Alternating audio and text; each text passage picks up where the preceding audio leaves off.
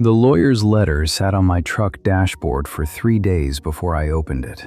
And when I did, the only word I really saw was my brother's name beside mine on our father's deed. 40 acres, the old house, the machine shed, and everything our daddy had spent 80 years pulling out of that soil. Half his, half mine. And I could already feel my jaw tightening, because Dale had left home at 20, and I was the one who stayed, who drove the tractor in the rain, who sat up nights when Daddy's heart got weak. I deserved more. I had earned more. The thought ran in me like a fever.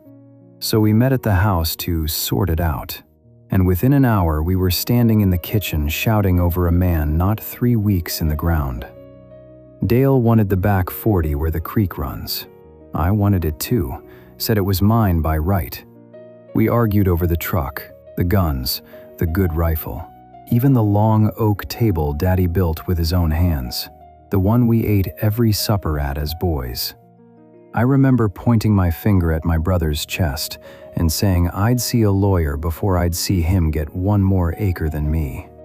He grabbed his coat and left. I stood alone in that kitchen, and the silence was worse than the shouting. That night I couldn't sleep. I sat at the long table in the dark, running my hand along the grain, and I started counting it all up in my head. The acres, the dollars, what each piece was worth, what I could squeeze if I held firm. I was a man doing arithmetic at his father's table, while his only brother drove home a stranger. And I am not a praying man, not really. But my mother's old Bible was still on the shelf by the window, where it had sat my whole life, and I opened it just to have something of theirs in my hands. It fell open to Luke, and my eyes landed on a red-letter line as if it had been waiting there for me. A man had come to Jesus, saying, "Master, speak to my brother that he divide the inheritance with me." 2 brothers, an inheritance. My breath caught. And the answer Jesus gave that man, he gave to me, alone at that table at 2 in the morning. Take heed and beware of covetousness, for a man's life consisteth not in the abundance of the things which he possesseth. It was Luke 12:15. I read it again and again.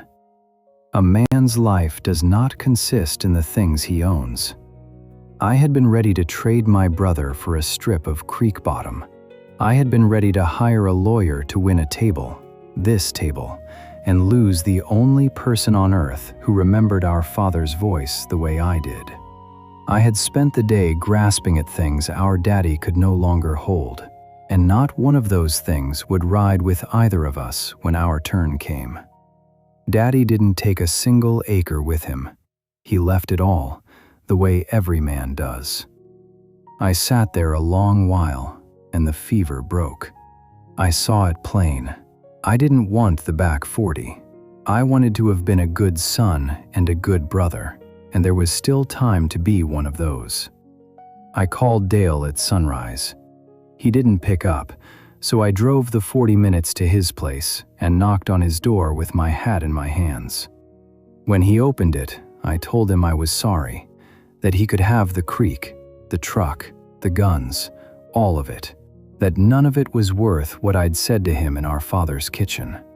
My brother looked at me a long moment, and then this big, hard man started to cry. And so did I, right there on his porch. We split the land fair in the end, but that wasn't the thing that mattered. The thing that mattered was Sunday dinner last week.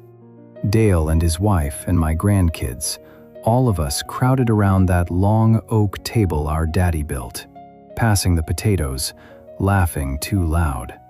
The table I almost went to war for. I look down its length now, and I see what it was always for. Not to be owned, to be gathered around. A man's life was never in the things he holds. It's in the people he refuses to let go of.